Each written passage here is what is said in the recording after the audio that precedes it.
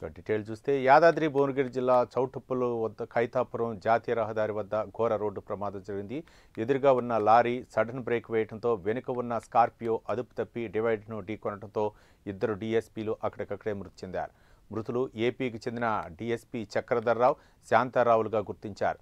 మరో ASP Prasad, driver నర్సింగరావులకు తీవ్ర గాయాలయ్యాయి. వీరిని హైదరాబాద్ కామినేని ఆసుపత్రికి తరలించి చికిత్స అందిస్తున్నారు.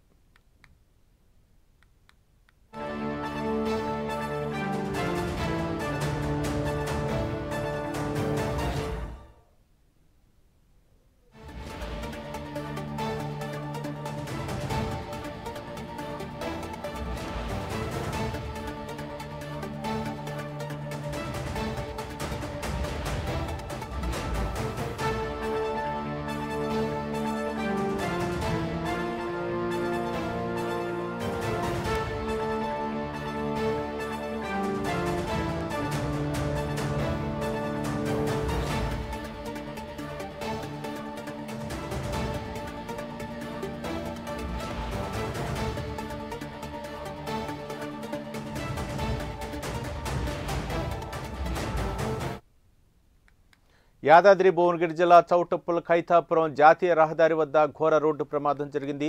ఎదురుగా ఉన్న లారీ సడన్ బ్రేక్ వేయడంతో వెనుక ఉన్న స్కార్పియో అదుపు తప్పి డివైడర్ను ఢీకొనడంతో ఇద్దరు డీఎస్పీలు అక్కడికక్కడే మృతి చెందారు. మృతులు ఏపీకి చెందిన డీఎస్పీ చక్రధర్రావు, శాంతారావులుగా గుర్తించారు. మరో ఏఎస్పీ ప్రసాద్, డ్రైవర్ నర్సింగరావులకు తీవ్ర గాయాలయ్యాయి. వీరిని హైదరాబాద్ కామినేని ఆసుపత్రికి తరలించి చికిత్స అందిస్తున్నారు.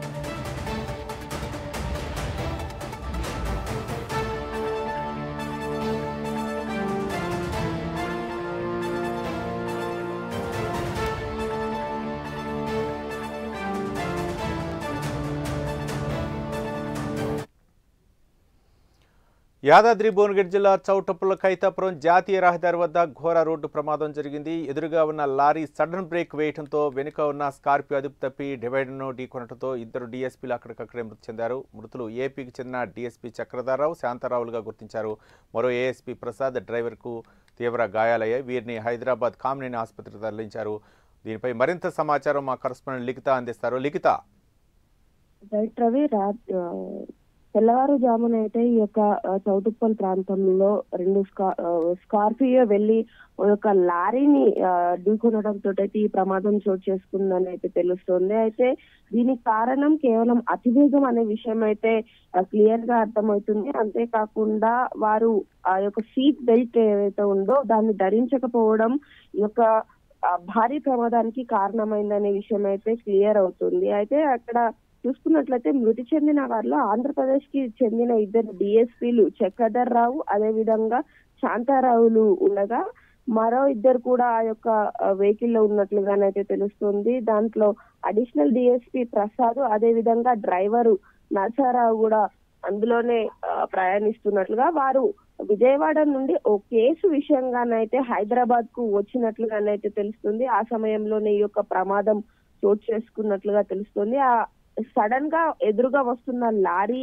సడన్ బ్రేక్ వేయడం, అదే విధంగా వీరు కూడా అంతే వేగాన్ని మెయింటైన్ చేయడంతో పాటు సీట్ బెల్టులు కూడా ధరించకపోవడం తోటి ఎయిర్ బ్యాగ్స్ అనేటివి ఓపెన్ అవ్వలేదు. సో దీంతో ప్రమాదం ప్రాణాల మీదకి వచ్చిందని అయితే చెప్పుకోవచ్చు. దీంతో ప్రస్తుతం క్షతగాత్రులు ఎవరైతే ఉన్నారో వారినైతే ప్రసాద్ రావు కావచ్చు, అదే విధంగా నరసారావును కూడా ఈ యొక్క ప్రైవేట్ హాస్పిటల్ కి పంపించి వారి కుటుంబ సభ్యులకైతే ప్రస్తుతం విషయాన్ని చేరవేసే ప్రయత్నం చేస్తున్నారు. వారికి మెరుగైన చికిత్స అయితే అందిస్తున్నట్లుగా తెలుస్తోంది. ఇందులో డ్రైవర్ నర్సింగ్రావుకు అయితే ఇప్పటికే కొంతవరకు పరిస్థితి విషమంగా ఉన్న విషయం అయితే క్లియర్ అవుతుంది. ఆయన పరిస్థితి చాలా విషమంగా ఉంది అంటూ కూడా వైద్యులు చెప్తున్నారు.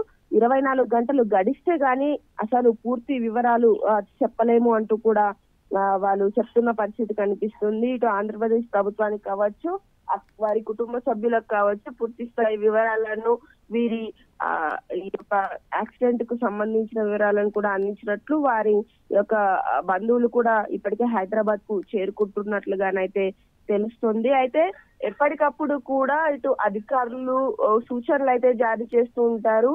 తెల్లవారుజామునైనా సరే, నైట్ పూట అయినా సరే ఈ యొక్క ట్రావెలింగ్ ఎక్కువ దూరాలు ట్రావెల్ చేసే వాళ్ళు తప్పకుండా సీట్ బెల్ట్లని ధరించాలి. అదే విధంగా అతి వేగంగా వెళ్లకుండా నార్మల్ స్పీడ్ ని మెయింటైన్ చేయాలంటూ కూడా చెప్తూ ఉంటారు. అయినప్పటికీ కూడా కొంతమంది వీటిని పాటించకపోవడం వలనే ఈ యొక్క ప్రమాదాలు ఎక్కువగా చోటు చేసుకుంటున్నాయనే విషయం అయితే క్లియర్ అవుతుంది. అంతేకాకుండా ఎప్పటికప్పుడు కూడా ఈ యొక్క రహదారుల పైన బడా వాహనాలు ఎక్కువగా వస్తూ ఉంటాయి. అంటే 12 గంటల నుండి మొదలు పెట్టుకుంటే ఉదయం 5 గంటల వరకు కూడా ఈ రహదారి పైన ఎక్కువ లోడ్ ఉన్న వెహికల్స్ అనేటివి ఎక్కువ వస్తూ ఉంటాయి. ఆ సమయంలో కొంతవరకు జాగ్రత్తగా డ్రైవింగ్ చేయాలనేది చెప్తూ ఉంటారు.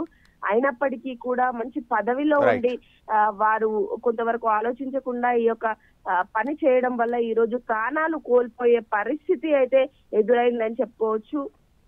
ప్రస్తుతం అయితే ఇవి updates. Right, thank you Likhita.